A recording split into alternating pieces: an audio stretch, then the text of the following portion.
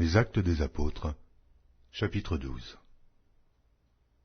Vers le même temps, le roi Hérode se mit à maltraiter quelques membres de l'Église, et il fit mourir par l'épée Jacques, frère de Jean.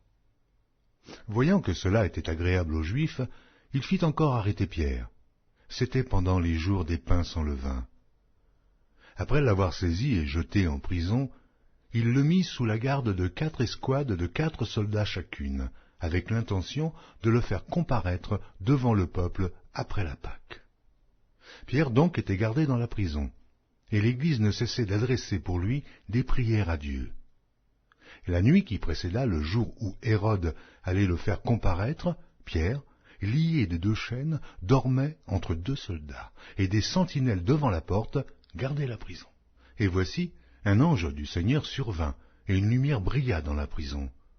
L'ange réveilla Pierre en le frappant au côté et en disant « Lève-toi promptement ». Les chaînes tombèrent de ses mains. Et l'ange lui dit « Mets ta ceinture et tes sandales ». Et il fit ainsi. L'ange lui dit encore « Enveloppe-toi de ton manteau et suis-moi ». Pierre sortit et le suivit, ne sachant pas que ce qui se faisait par l'ange fut réel, et s'imaginant avoir une vision.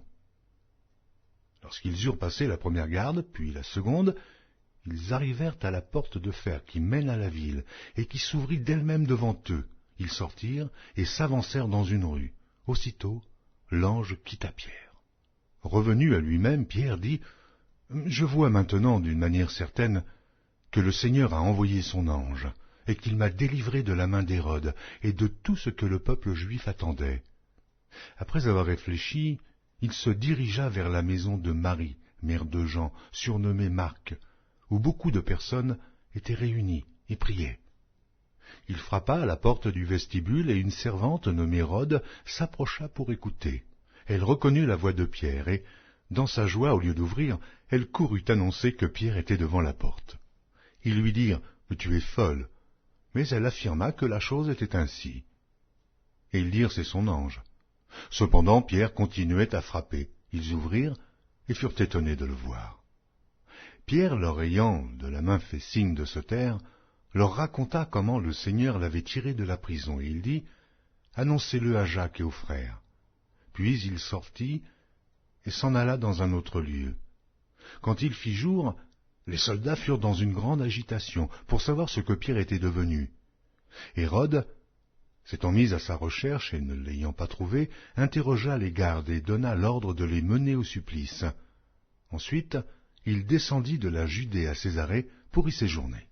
Hérode avait des dispositions hostiles à l'égard des Tyriens et des Sidoniens, mais ils vinrent le trouver d'un commun accord, et, après avoir gagné Blaste, son chambellan, ils sollicitèrent la paix parce que leur pays tirait sa subsistance de celui du roi.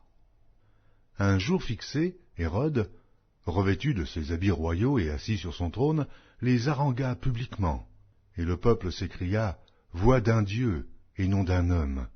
Au même instant, un ange du Seigneur le frappa parce qu'il n'avait pas donné gloire à Dieu, et il expira rongé de vers. Cependant la parole de Dieu se répandait de plus en plus, et le nombre des disciples augmentait.